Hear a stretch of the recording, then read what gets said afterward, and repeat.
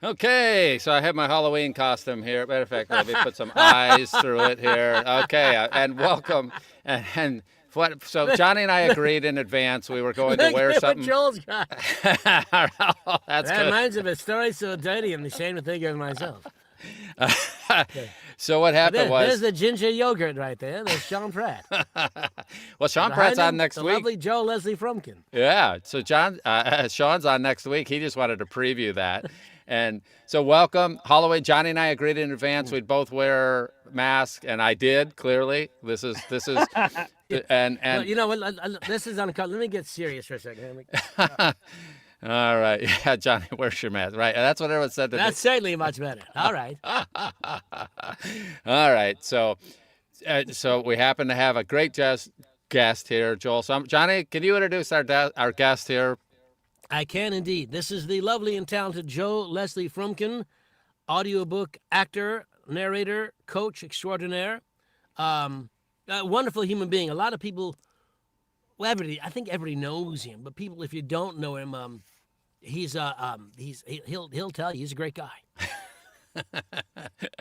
Well, and here's the funny thing. I don't think I knew him before I started going. I mean, we've crossed paths probably 300 times over the last 10 years, but then 3-4 years ago at the narrators retreat, there we got to spend some time together. We had lunch and dinner together. It was awesome. And then so Joel, you were just at the New England narrators retreat. Any thoughts on that event? I mean, you see so many people in person finally. How did that event go for you? What do you think it gave to people who are out there in the audience? It's so great. It's so special, and it's a very unique experience, and the camaraderie is extraordinary. And the connection you get with other people is amazing. And I've already had numerous people messaging me and telling me how much they got out of it, and then asking if I had room to work with them, and it's been, but it's a very loving, safe, joyful space. And I think that is obviously down to Johnny and Joanna and what they've created there. But it's amazing, and it's amazing to get quality time with your colleagues and quality time with with publishers and coaches, and pick their brains over a meal. It's truly a very special, healing, calming, exciting time. And I think that I'm just thrilled to be a part of it now for 3 years, and to be asked back, and to contribute to what I think is just an irreplaceable moment in our narrator calendar. It means a lot to me. Awesome, awesome. I, Go ahead, Joe.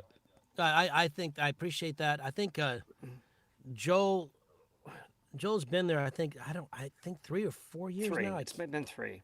And really became a big part of what we're trying. By the way, I took off my mustache. A big part of what we're trying to do, who we are. I always find it interesting when Joanna and I are there. We put so much work into getting us together and stuff, and bring all the coaches up, and we hear all these people.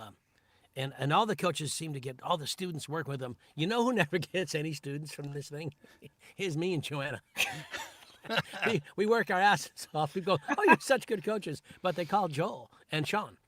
So we won't be having them back.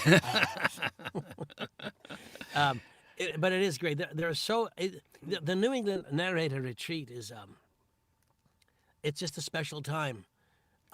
And remains so, and has remained so. I think it's been 9 years. I think, and it's been remarkable to be there. It's hard to share exactly what it feels like, but I'll say this year, because all three of us are there, and some of the hopefully people in the listening, watching audience here may have been there, but it seemed from the second we got out of our cars, put our stuff into our rooms, and just got together, it was immediate. That up with the kids, up with people, whatever it is, Pat Boone get together. It was just that warmth, and it just happened automatically and immediately, and everyone was a part of it without even batting an eye. It was just it was instinctive to behave that way. It was wonderful. Yeah, well, I have to say, so you two are both award-winning narrators, award-winning coaches. I mean, I'm the guy who's not any of those things, but one of the things that for me, I was so blown away because behind your backs, people would say things to me that they really wouldn't say because I'm the tech guy. So they'd go, I just came out of Johnny's class and I got this one aha moment. And I just came out of Joel's class and I had the little, oh, I didn't even realize I could do that.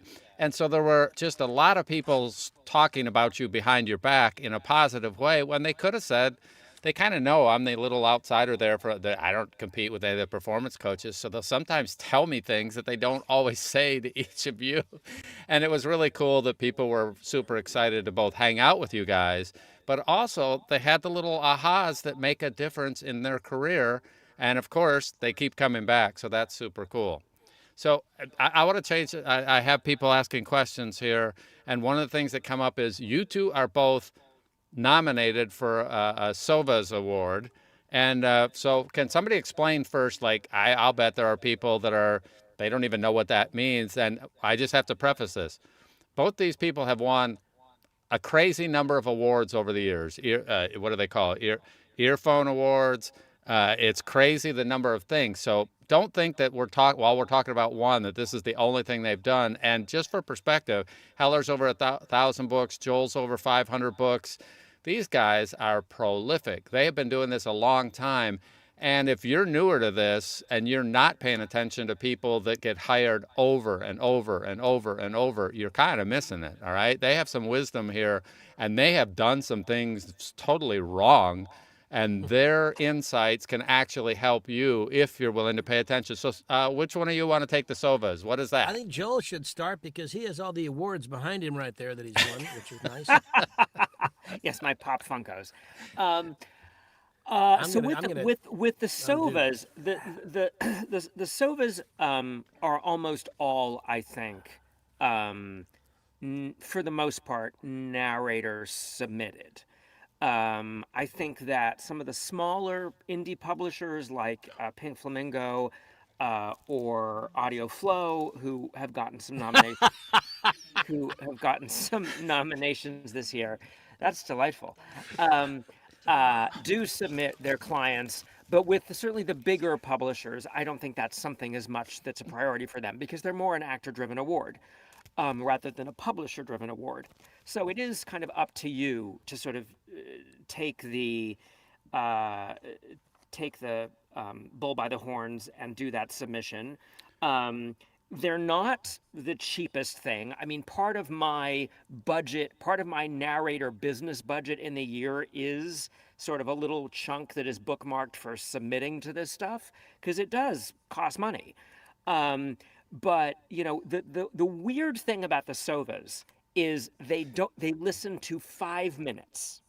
Oh. They want a 5-minute sample of your book, and that is all they listen to because most of their stuff is short form. So they nominated my performance of David Copperfield, which is like 30 hours from a 5-minute sample. And that is different than the Audies. I mean, we can't really talk about the Independent Audiobooks Awards this much because haven't happened for the past couple of years. With the Audies, that is much more of a publisher submission. You can submit yourself with permission from the publisher. It does not take out of their quota. The publishers can only submit so many quota of books per category, but if you are submitting with their permission, that does not take away from their quota. I do it sparingly, in the same way that I would submit a title to AudioFile sparingly.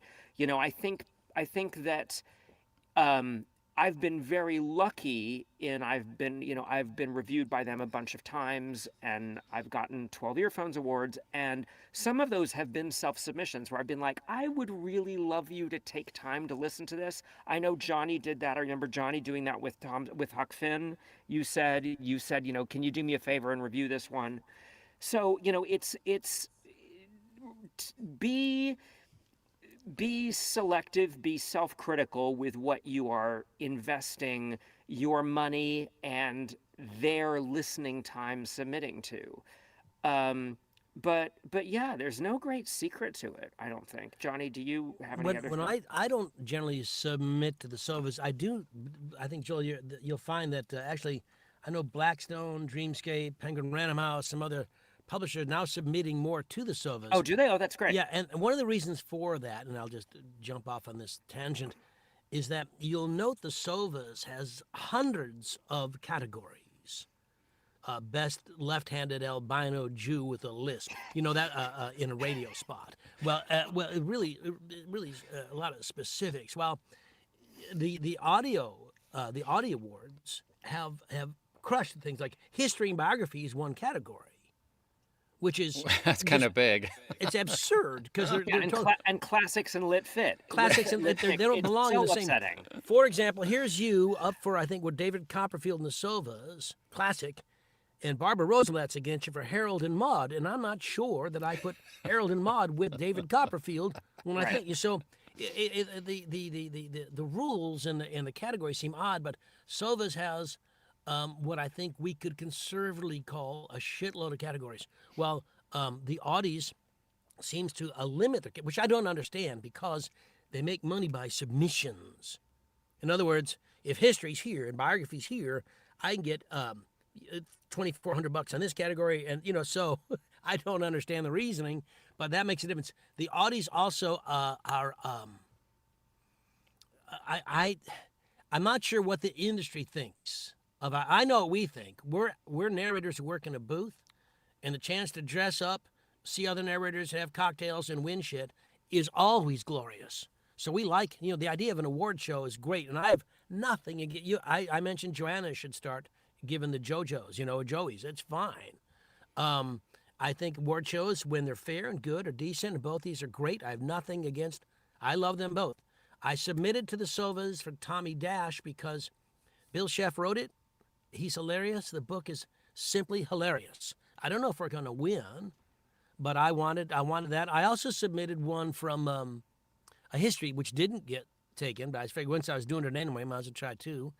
I think the reason you want to do it is if you thought your work was really sterling, really wonderful, and you want the recognition. I will say, and I answered Jim about some of these questions, but I will say this.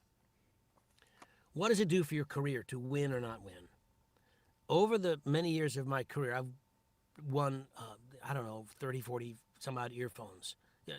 Simon Vance has enough earphone certificates to wallpaper his house. I have, whatever I have, I've won, I think, now I'm going to lose track. 4 or 5 Audis. I've been nominated like 16 times. I've got 3 or 4 Sovas, but I've never, this is the first year I've entered.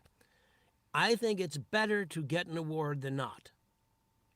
I'm not at all certain that it makes a difference. I've been up for a Grammy. I have an Odyssey Award. I'm a Golden Voice. All those things are really great when you write your resume, but you still have to get the job. Right. You still have to be good. Yeah. And I'm not entirely certain that, again, it's nicer than not, but I'm not certain that I'm better than anyone else because I have, this on here. Here's all my earphones. I don't know where to put them. I can't. I put them up around my house. I live here, for God's sakes. It's weird. So I'm not going to do that. But what do you do? But so here, I need to jump in here. Yeah. So I live 30 minutes from Hollywood. So I can't throw a cowbell without hitting somebody that has an Academy Award or one of these an Emmy. And you know what? It helps you when people who don't know you go onto your site and they go, wow, Johnny Heller has won this, and this. Joel has won this, and this. It does look impressive, and it's a good starting point. And what you just said, it's better to have them than to not have them. But whether it makes any difference, like, is the next author, if they don't know you already, then that may have them at least check you out. It will have Yeah. them dig a little deeper. And everybody here that's around the Academy Awards knows, oh, there's all this, you have to really work at it to win. It isn't always, quote, fair. It isn't, but so what? If you want to play in that field, what you need to do is go talk to these guys who have already won and say, how did you get in? What did you do? Was it worth it? And it's a little industry in itself, and everybody who's doing this for a while should be submitting something, and get a couple of them so you can have them on your resume, assuming you are doing some good work. Because now, if you're not studying with one of these guys and you're not doing your homework, then you just think you're Don Baarns, and I'm going to submit next year just because I want to see if I could get in. I'll submit my dog too. But point being, I ain't going to win because I haven't done the homework as a narrator. But you who are doing your homework and study with these guys. But you could win. Yeah. Here, and also there. I think the question, Joel, back me up on this. Joel is not better because he's won an Audi or a Sovas or an earphone. He is not, as an actor, better. He's not a better actor because of it. The people who probably appreciate all that think he's a better actor because of it. So if there's something good to be said about it, it gives one the impression that you may be better than you are because a book like Tommy Dash, the book I did, it's just funny. I don't know how you cannot like it. If you don't like me, that's one thing, but it's a funny book. And I don't see how there's any way around it. Huck Finn's a great book. David Copperfield, a great book. Now, if I don't like what Joel does with it, and I'd prefer Don to do it, that's preferences and stuff. Right. But it does. Joel winning, being nominated, is great. And it's wonderful and deserves applause, congratulations, and all the above. It doesn't mean that you like his David Copperfield better than Don's. It's just the nature of the thing. Yeah. And in terms of, there's a couple of questions about the criteria for coaching. They're a little different in both, but similar enough we can discuss it. Sovas has people who coach. I can't remember how they picked it. You mean judge? Have people, would you know, Joel? You mean judge? You're saying the coach, judging. You mean judge? Yeah. I don't know how they pick their judges, but so let's say we three, and I think there's five, but I may be wrong in the number. Let's call it five for purposes of our discussion here. There's we three, and we'll add in James and Brenda. Those are our five judges. But we're judging the classics category. In Sovas, we hear 5 minutes. So we say, okay, we like these 10. And then the next group of judges whittles it down to the 5 who are nominated. That's basically how it works. In the Audi competition, I think they listen to longer than 5 minutes, or they're supposed to. I don't know if they do, and I'm not sure of the rules, but I think, for example, someone asked a great question that Joanna asked me this morning. If you're in a multicast thing, let's say, okay, all of us, and Joel submits the multicast book, Charles Dickens multicast. We're all out there. We're all doing the Pickwick Papers. There we are. So, what if they only listen? What if the 5 minutes that Joel sent in? If Joel sent, he's going to send the 5 minutes that he's in.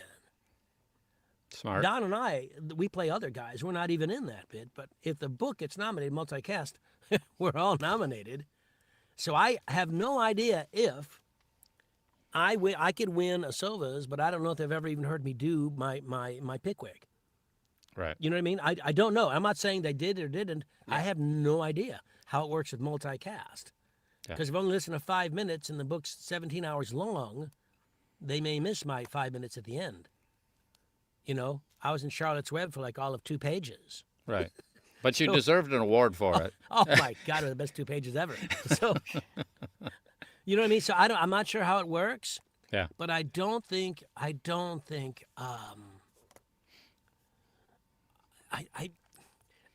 you need to worry yourself. I think if you do some superlative work, you should go ahead and nominate yourself. And stop this nonsense. It's my first book. I don't deserve it. If it's great, it's great. Yeah. If it's not great, then go be better. Yeah. And what so if you think it's, first off, get some coaching or get some acting back training. Like, so, by the way, Joel, have you ever done anything with acting before you did audiobooks? Yes. Okay. Yeah, my undergrad was in performance. My master's was also in theater.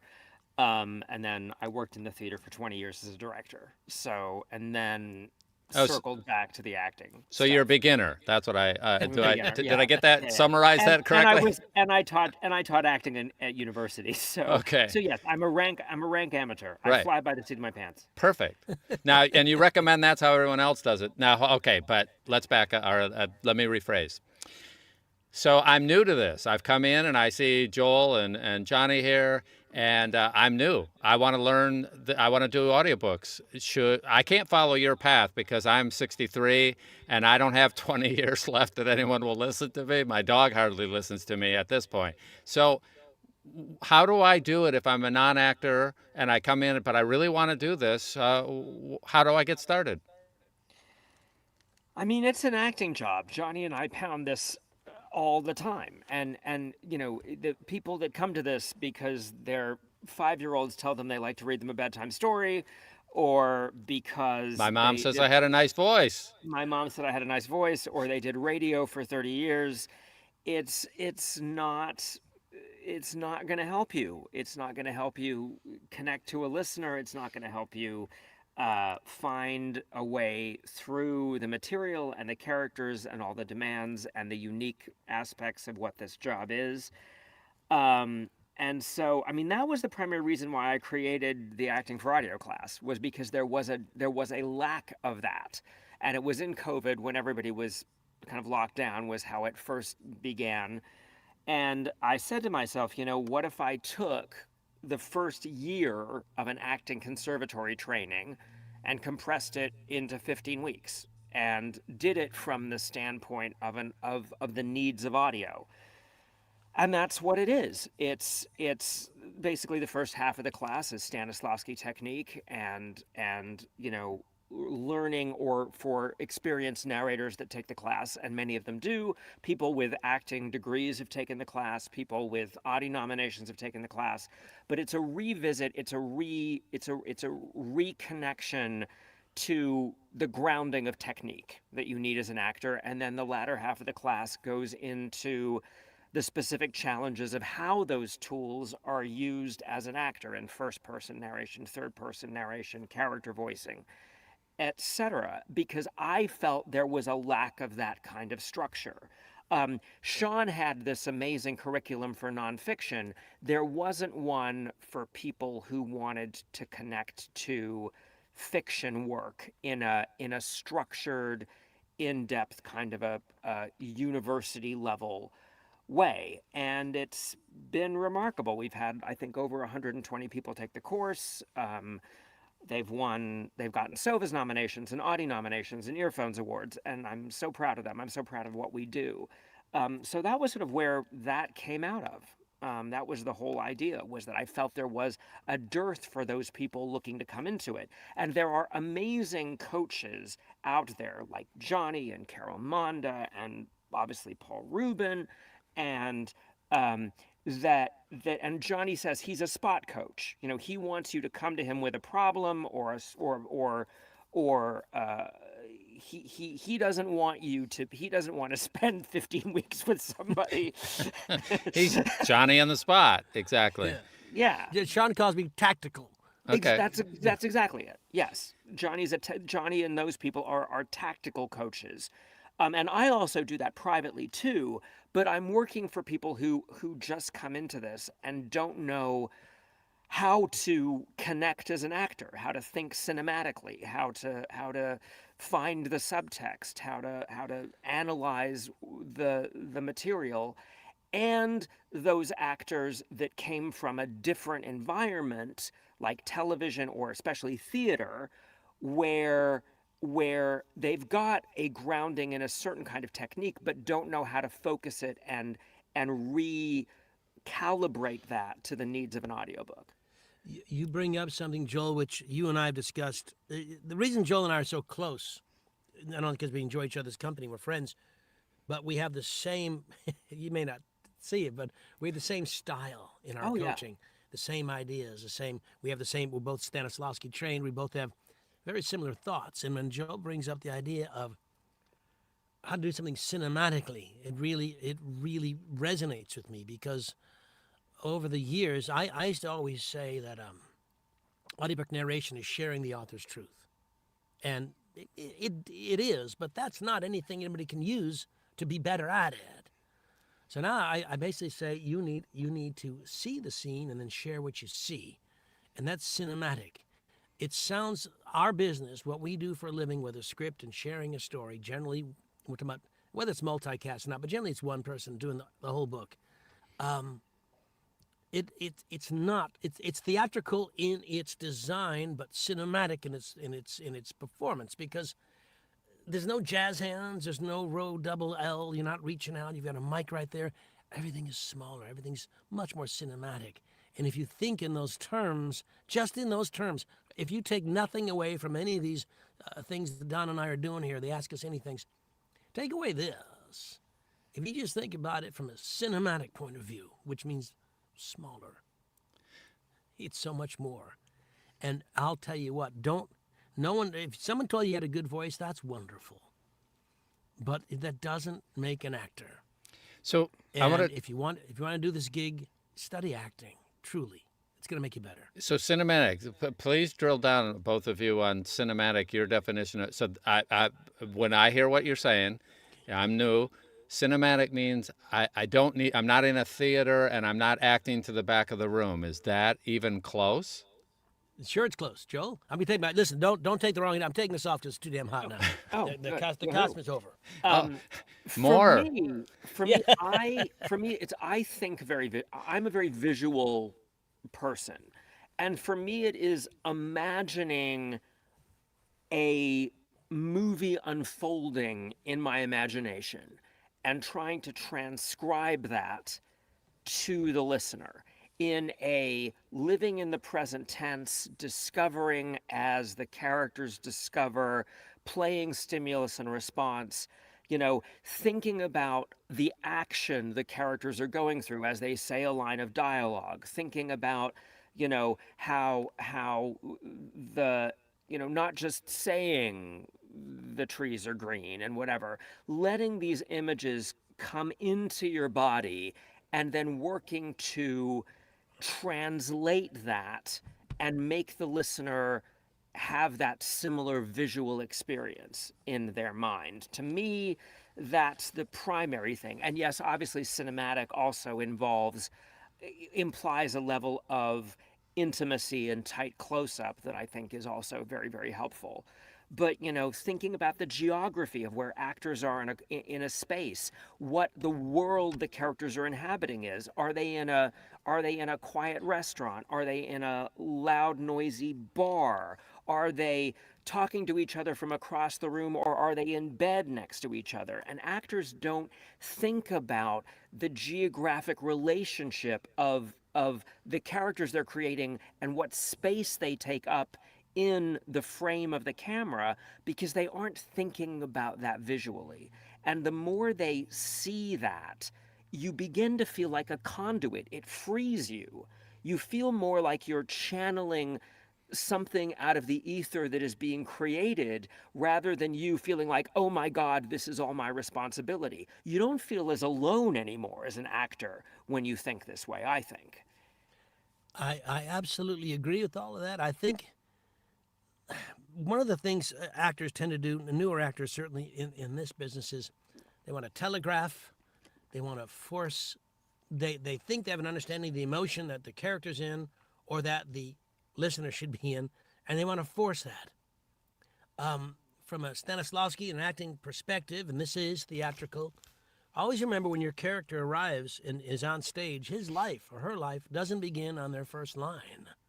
They were somewhere, they did something, they had a life, they came from a place. All three of us right now, we came from somewhere before we walked in our booths. How did the experience of whatever we did before we walked in the booth affect how we are in the booth right now? That sort of thing. So when you think about it cinematically, it's a much smaller, more honest universe. Everything's right. Like if I'm really mad, if I'm mad at Joel, I can be really mad at Joel, or disappointed. How big does it need to be before he'll know I am? Well, So it's that kind of you just it's not there's nothing wrong with a musical comedy. I love them, but that's not what this is. No, it's the most intimate form of performance there is. Absolutely, and we agree so much on that. That's why when we work together, it's like he says something, I was just going to say it, or vice versa, all the time. But wouldn't that be a little bit like, in a big picture, if you would ask me to smile, so nobody can see me, and I smile while I'm performing, the audience knows something is different. They may not know I smiled, but that smile comes through. So if I read between the lines, if I am visualizing I'm in a big concert hall, I'm going to that knowledge of where I'm at is going to make a difference in the way it comes through for the audience. They don't see the concert hall, but because I saw it in my head, it's going to make a difference. Is that close? They may not see the concert hall, but they'll attach themselves to the emotion you feel. Yeah. Okay. If you have a smile, I'll tell you what. If you have a smile on your face and no one can see your face with a big smile, they'll still react to the smile. They have to. Hey, fuck you, Joel. There's still a smile on my face. There's no way to respond to that other than what he just did, because of the way I said it, which is different. Fuck you, Joel. That's the whole different thing. Right. Am I allowed to do that on YouTube? I do it too I late don't now. know. Anyway, so If we get banned, we'll just start over again. No. we get kicked off. Our sixth show is the end. Another thing I think thinking cinematically can do is it helps you when you commit to this, trying to make your listener have the same experience. One of the most deadly things in narration can be becoming wistful or ruminative. I remember back in 1907, where you're kind of leaning back, and the recounting of events becomes about your own experience rather than the need to connect to a scene partner, the need to tell the story to them and what they need out of it. And that's one of the big things I work on with anybody I'm working with is, who is your scene partner? Who are you telling this story to? Why do you need them to hear it? Yeah. And what are you hoping to get back from them in the process of telling them? Making them an active participant in the storytelling. They just don't talk. Yeah, who you're talking to is always so important. You have to have an answer for that, and it changes how you talk. Absolutely. The way you talk, it changes the feeling. If I'm meeting, I mean, I'm not going to go through the example, but you have to decide who you're speaking to. Always. I want to get to some of the questions because this is Ask Me Anything, and I want to talk about some Joel's upcoming sea cruise here. Silva or One Voice Awards, is one better? I don't think it's for us to say one is better than another. Is it better to get a People's Choice or whatever the damn awards? I don't know. I think One Voice Awards is more. You know what? I don't know the answer at all. I imagine if you win a One Voice Award and don't win a SOVA, then the One Voice Award is better. That's how I view that. Yeah, get every award you can get does help your resume for the people that don't know you. It's not going to change. First, I'm going to hire Johnny or I'm not going to hire Johnny. I'm going to hire Joel or not hire him if I already know them. It doesn't make a huge difference. Where it makes a difference is if I know nothing about them and I have to choose between two actors, one who I've never heard of, another who has a bunch of awards, and I have the budget, I'm going to go with the people that already have the award. So it can help you there in the beginning stages. Where they're both at right now, it's a good ego thing, and you have to do it because you don't want Sean Pratt to be the only one with awards and you not to have them. But is it going to make a difference next week? I doubt it. Okay. Oh, someone has... I'll tell you one of the biggest helps Yeah? is honestly, it gives you a reason to email the people who haven't cast you yet. Okay. It's a great one of those little, because like they say touch base with me every 4 months or whatever, and you're like, what the fuck am I gonna say? You still aren't hiring me? What the fuck is wrong?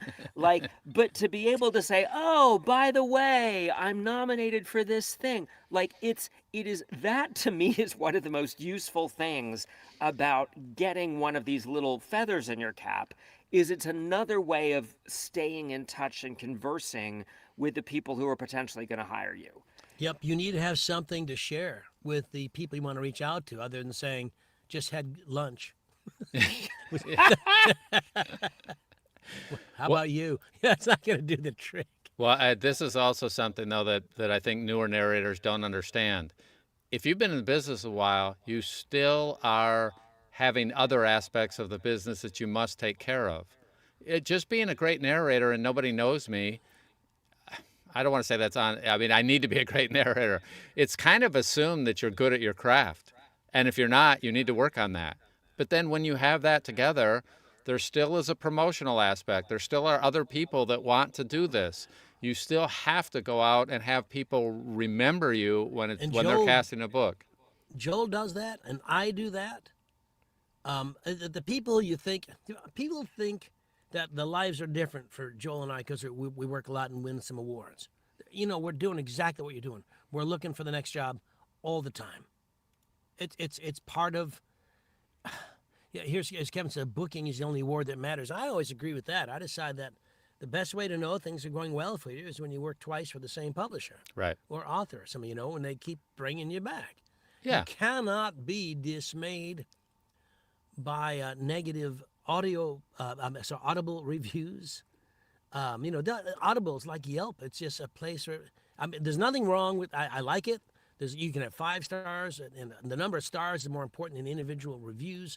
But I've got a review, and I know Joel will too. It says Johnny Heller is just the best narrator for this kind of thing, and right underneath it, this narrator is the worst. How did he get the gig? I'd think he should be shot and killed. You know, it's like, and it's the same book, same me, just different. You know, what are you going to do? It's you can't go off that. Now, before we go deeper, I want to talk to Joel about his audiobooks at sea. What Joel did is he went to the New England retreat and he stole the agenda and he put it on a boat. See, and so I want to tell him a little story. When I was a kid, remember I brought this up in my family. I was very young, but we had to go across from Dover to Calais, which is not a real long trip, but the seas were nasty. And I think we started on a French boat. Everybody ate lunch, and then the seas got really bad, and we got halfway across. And they decided that something's wrong, we have to go back. And I think it's only halfway. Why not, you know, instead of reverse? But anyway, everybody was throwing up. Everybody. Except the sailors and me. So I was designated as puke boy. And I would run around handing bags out to people.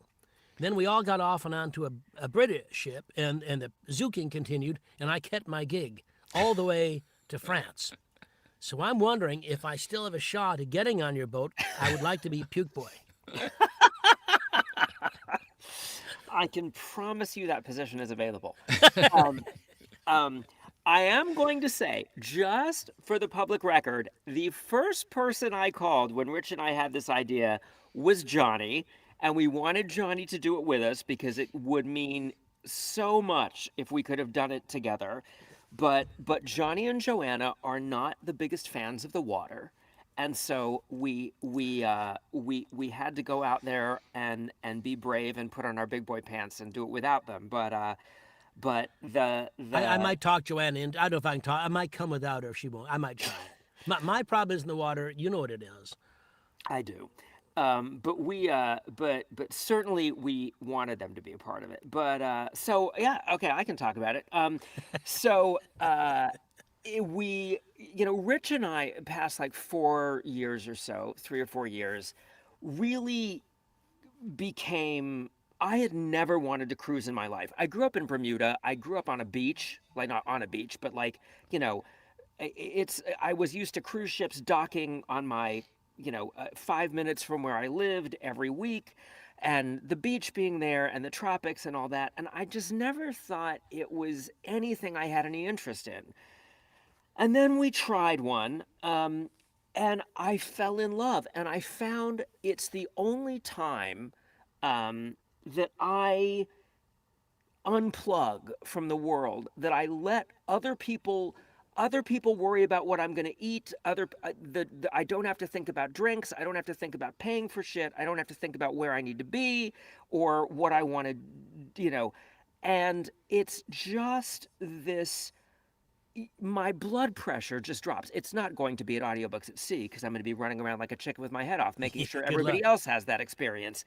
And we thought, when they said that APAC wasn't going to be in person, we knew around that normal time of year there was going to be people jonesing to be connected to each other and have that moment of being in the same room and getting away from our little padded closets.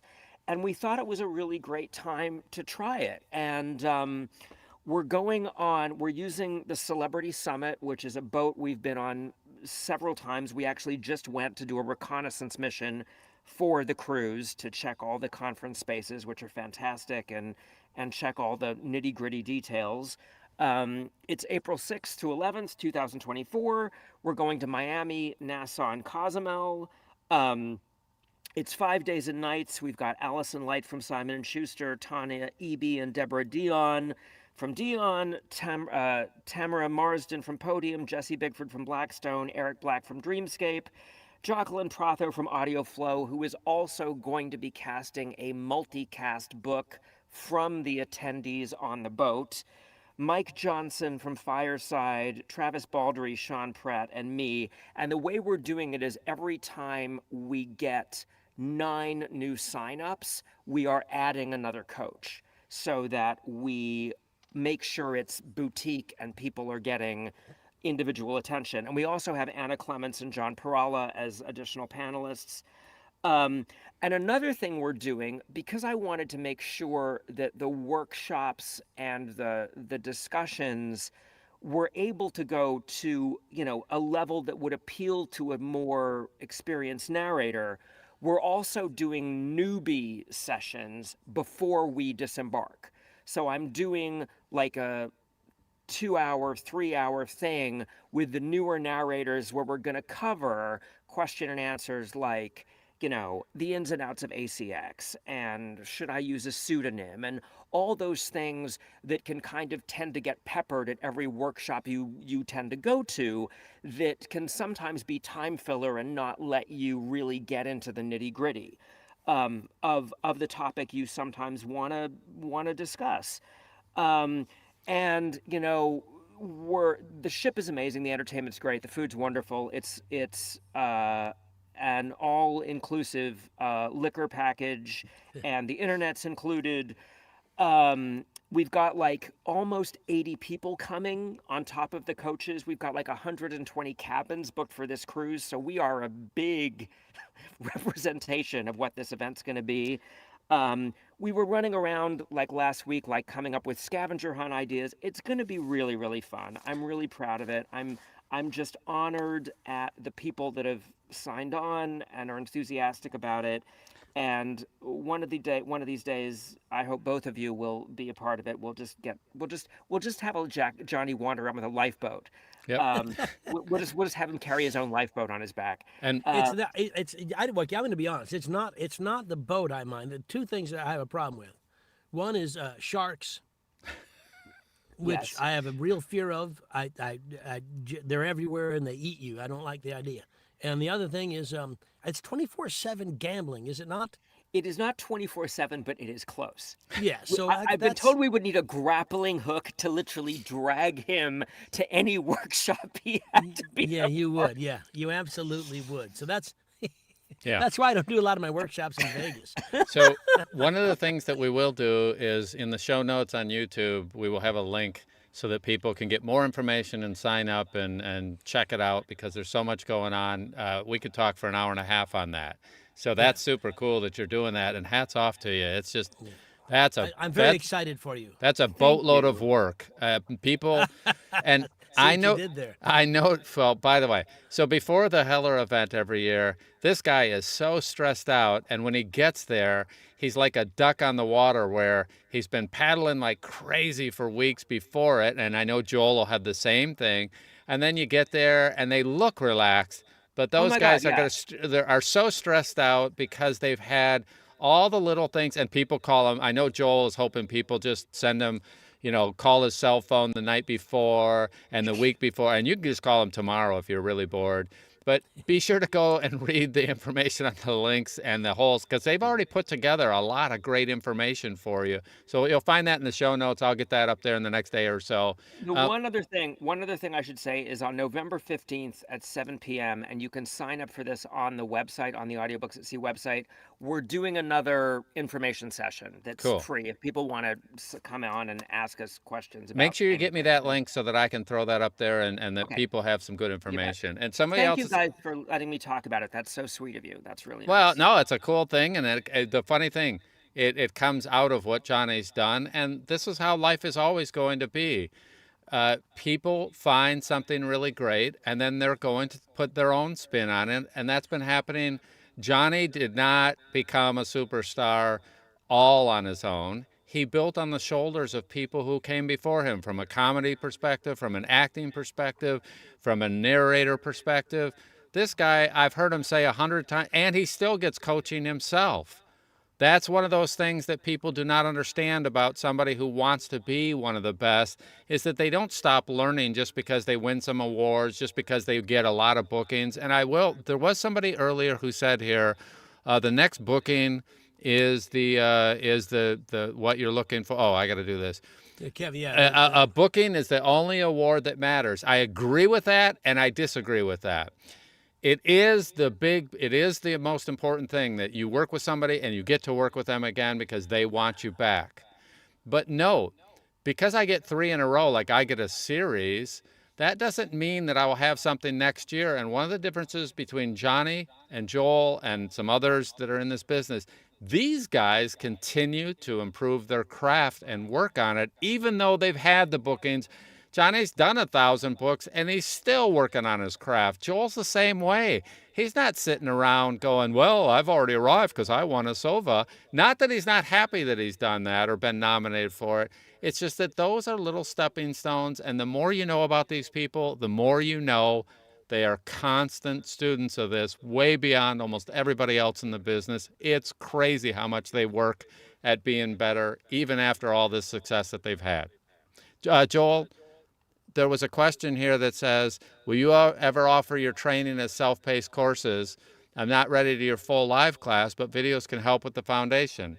Any thoughts on that? It's a great question. I've thought about it, and I'm still trying to work out how to do it. The one of the biggest obstacle to it is that one of the biggest parts of the class is watching other people work and listening to their feedback, and also the coaching time you get with me. Right. So the challenge is, what I would almost have to do is get a course of people who all said, yes, I'm willing to be this guinea pig class, or not guinea pig, but like this example class, so that you would get that coaching arc, as well as the actual information session as well. So that's the challenge. I've had some people tackle the foundation elements with me in private coaching, but yes, I am working on that. And I'm also working on a version of the course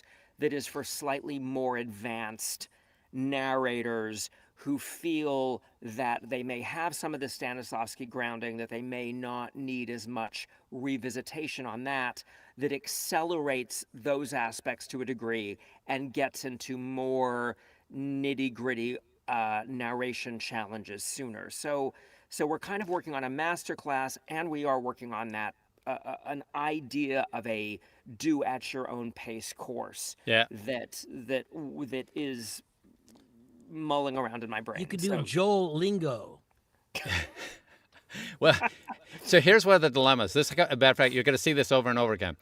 Most of the great coaches that have done private things, they are very focused on you and where you are today, and taking you to a new place based on where you're at. And when you go video, all of a sudden now you don't have the instant feedback, and you can't adjust as a coach to what that person is, and distilling that stuff down. So I had done over 1,000 private sessions, and it was my son, Donnie, who's, he's 39 now.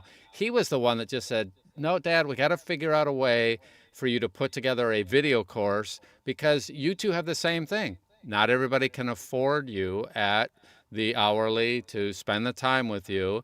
And the dilemma for a coach, but you're going to see this great commonality. They agonize over what they're going to put on video for weeks or months or a year or 3, and at some point they do it, but it is agony because it means they have to pick and choose. And rather than, I mean, if they listen to me narrate something, they instantly have 15 suggestions for me. But if they, Please stop. Yeah, please stop is the first one, right? But what happens is that if they go to video, they don't know which one of the 15 are really helpful for me, or the top 3, other than stop, stop, stop. That's what they say 3 times for me. Yeah. But they wouldn't know. And so their dilemma is, on video, whatever order they put it in, they're going to have 2/3 of the audience or 1/3 of the audience that's not going to apply to. So, I mean, I waited, years and doing over 1,000 privates, and then I started doing it. And it took me, I'm in my 2nd generation of the courses for the tech stuff, and I think we finally got it right on the 2nd generation. These two are going to have the same dilemma of agonizing over, and you're going to see that among the great video courses, that they have people that have done a boatload and then distilled it, and then they may have to do a couple generations, and it is just difficult. Okay. I've done some PowerPoint things. The problem with all of that in the video is important is, here's Joel who says, let's pretend, here's the 5 most important things. Here's Johnny, here's the 3 most important things, or whatever it is. But how they apply and how they work with the individual actor are always different. Right. So here's the 5 things, but here's all the subsets under them, the subpoints. And in a video, just by the nature of the beast, you can't get into what Don needs to hear, right, what what Johnny needs to hear. You can't get there because, so I'm not saying it's worth less, but it is worth less than an actual live event. Yeah, Right. yeah. And one of the things I constantly get told by people is how much they notice that my approach with each actor is different. Right. Yes. That what I am asking of them, the way I am trying to get into their head, the way I'm trying to connect to them is different. So it is difficult to do a one-size-fits-all product. Yep. It's terribly difficult, and the dilemma we all come up with is, shoot, and then people will complain if they really show all the variations. So there's really 8 variations on that, or even 3. Well, if the first one didn't apply to you, now you're bored and you're going, well, Joel just went over 6 things that I don't need. Well, you might have needed it to some extent, and you really needed number 3, but most people, you end up doing the 80-20. 20% of the people just hate you, the way you did it, the style, because they needed the last third. So it is very, very difficult, and you will find, if you find somebody that put it on video and they haven't done these thousands of privates that these two have done, I'll almost guarantee you they're missing it, because what happens after you do hundreds and hundreds of private sessions, you know where the bodies are buried and you know the most common things, but that may not apply to any one individual. So I predict when they do that, they will put together a package that not only has video, but doesn't include a session that has some privates, because they need to fine tune that information. And we can sit here for 40 hours and give out stuff, and 2/3 of it, 9/10 of it won't apply to you. Yeah. Well, let's answer the specific question that Ken has up here. Cool. In scenes requiring juggling genders and dialects, Joel and I will both pitch in here. Where's the Goldilocks zone? Big accents and pitch? With a mild shift in cadence? How do you keep it from going over the top? Joel, you want to be first, and I'll be... No, you go first. All right. The question itself is the problem. That you ask that is indicative, and not a slight at all, but indicative that you're worried too much about it. If you're worried about how to play this female and male and female and male, or whatever the genders are, in the scene, you're not playing the scene. I know when Joel does a book and he's speaking, he's this character and he's speaking to a female, I am willing to accept that he's both those characters. I've already given him permission to be everybody. And every listener from every audiobook, and everybody who watches films or television or theater has given permission for the actor to be what they are not. Ant-Man and the Wasp, it's not a true story. They're playing these characters in these books. So I think that you cannot remember. I don't know if you remember Flip Wilson way back then. You can't suck a helium balloon to play a female. Now there are females who have deeper voices than I do. It's not the pitch of your voice. Just play the character where the author wrote the character. We accept that you're not. I know Joel is Joel. I know he's a friend of mine. When I hear him do a book, I accept that he's not the guy I'm looking at right now. He's the character in the book. I think you worry over much about how to play instead of just playing. And when Joel and I talk about cinematically playing it, where are you? What's happening in the scene? What does the character want? You know what they're talking about. What's the room look like? What's it feel like? I suggest that in every one of your books that have multi-characters, cast the characters from your frame of reference. That can mean this guy, Don Baarns, he would be great at that. I don't want a Don Baarns impersonation necessarily, but if I cast Don Baarns as Bill or Joel as Bill, my playing of Bill will be different based on which guy I based him on. Right. You know what I mean? So you can make it Clint Eastwood, you can make it Don Baarns, you can make it Joel Froomkin, you make it Johnny Heller. Whatever you do, you have to cast it from your frame of reference so the characters are real to you. If it's a disembodied voice, it's not a character. Yeah. It's a disembodied voice. I had so my wife Lisa does all these audiobooks and has a theater background, and one of the things that cracked me up originally, because I didn't know, dumb old me, I'm a musician here, she would say to me, "Oh, that male character, that was Tom Hanks in this movie at this part of the movie." I mean, she had a visual in her head of that character, because I'm like, how do you get back to that later? She says, well, that's Tom Hanks in this and this. I mean, she has a vision of what that character is like in her head, and then it comes out. I would have never said, oh, I know my wife pretty well, by the way. I would have never said, oh, that's Tom Hanks from this or that. But that was her point of reference that she started with for that character. And then it developed into a whole character. She could see it all in her head before she ever acts the thing. And it's amazing what happens when you have a point of view in your head. It may come out totally different, but it's definitely something that seems like it's amazing all what happens actors. when you're actually acting. Yeah, okay. Well, it does work. It's amazing. And that's one of how people keep things straight, but they're not trying to do male voices are low. I'm going to do a male voice. Oh, here's my female voice. Those are cartoons. Those aren't people. Joel? Yeah, no, I 100% cast my books. I've got to. I have to have a very specific frame of reference for every character that I'm playing. I also use animal work. That's if don't somebody private if life. if somebody is a chipmunk to me, or an owl, or a snake, or a Persian cat, or a golden retriever, it's a different energy, and that is a way in for me very often. And one thing you said was, you said big accents, and I never think of big accents. I think of what is the true representation of the way that person speaks. What is the authentic connection to their geographic upbringing?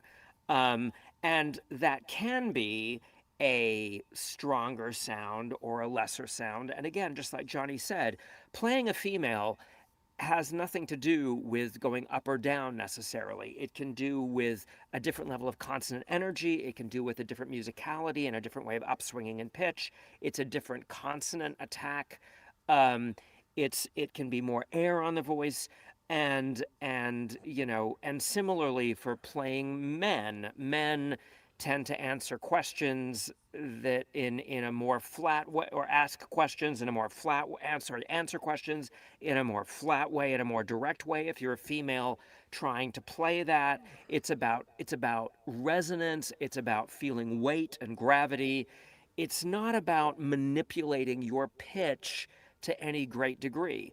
My big benchmark for me, and I am someone who likes to kind of play with what I call a full cast experience but I always take the characters seriously. You always ask yourself, can whatever this character is, could I sustain them as a first person character in their own book?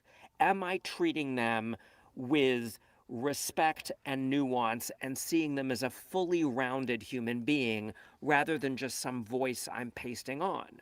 But my big benchmark, if I've succeeded, is when I get pickups back, if I listen to the pickup, do I know which character that is? Mm. You know, if I'm and Oh, I yeah, it's and I great. go Yeah. and I go and I go, okay, that's this person. I don't need to figure out and go search the line of dialogue to find the attribution. Um, but you know, all see them as real people, cast them specifically, see them in your mind. And there are big eccentric personalities in the world.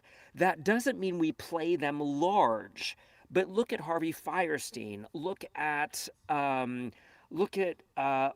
Minnelli. Look at Donald Trump. These are big, eccentric people. But if you put them in that tight zoom camera lens, that tight close up, and you imagine they're having a conversation with one person right here, that larger personality does not necessarily need to translate to false, illustrated, or theatrical. They can still be real or nuanced. And Johnny's a master at that. Johnny's a master at eccentric characters that still feel real.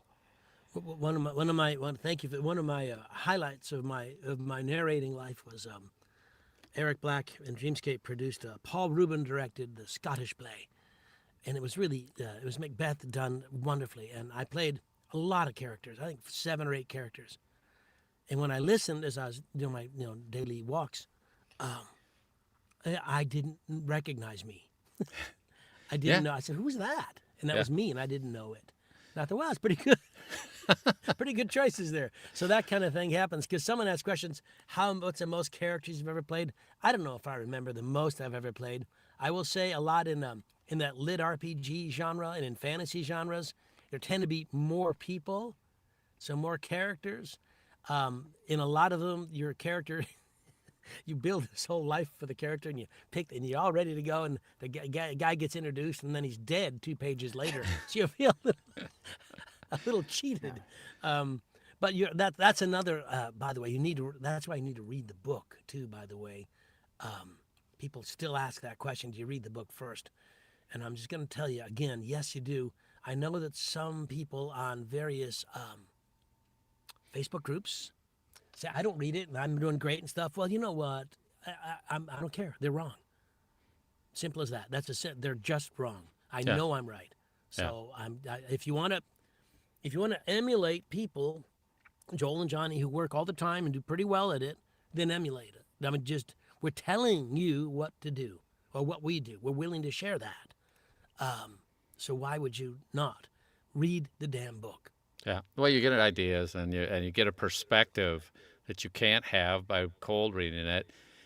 And there are a couple people I know that cold read really, really well, but they've been an actor for the last 30 or 40 years, and so therefore they practice that, and they practice cold reading. And so if you have 10 or 20, so you could be the exception, all right? If you have the right background on the right case, yeah, you can do better, but you still do better if you read the whole thing, if you have a perspective on it. So one of the things that is happening here, we're getting to the end. We're Yes. actually over, and so Joel, any last thing? So I want to make sure that that everyone knows we'll have things in the show notes because we couldn't get to everything. Appreciate all of you showing up and asking questions. And yes, can somebody ask about, are we taking questions off of Facebook? Yes, we did. Happy you asked. They're all being consolidated here into one stream. And so we appreciate you showing up for that. But Joel, any last words, things that you want people to know about you?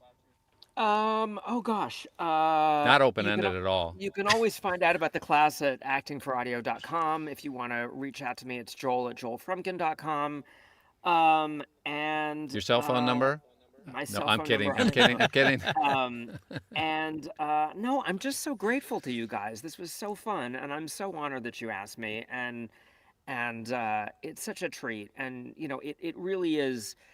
It's so meaningful to me that Johnny and I do find ourselves on the same, we have a similar perspective, and it's so exciting to be in the room and bounce off that energy and those ideas, and that's just really thrilling and really an honor. And Okay. Well, and to be with we you. loved love having you. You're a dear friend and a wonderful actor, and it's always a pleasure to be with you. I'd say that next week we have the lovely and talented Ginger Yogurt. Sean Pratt is with us. Yes. And after that, Joanna Perrin. And and Joel's available for private coaching as well, as am I, as is Don, as is Sean, as is Joanna. Most of the people we have on, you can reach out to us. We're easy to find. If you need somebody you can't find, you can always find me. I'll put you in touch with whoever you want to get in touch with. I promise you, I'll do it all the time. I do the same thing. And be sure to subscribe to the YouTube channel so that you get notifications every week when we do this. It is very helpful when you share this out to other people. You cannot believe what a difference it makes when you share it to other people. So we're very thankful for so many who already have. And of course, next week, Sean Pratt will be on, and we have Joel will be back, by the way. We will have him back at some point. But it is amazing who we have booked coming up in terms of, we felt like a winner when we got Joel to agree to do this. So we're very happy you were here. And of course, check out the lineup coming along. We're happy you were here. Check us out, subscribe, and of course, we'll see you all next week. Bye-bye. Happy Halloween! Same again. Yeah, this is why I did this. This isn't my normal look, by the way, but I went with it.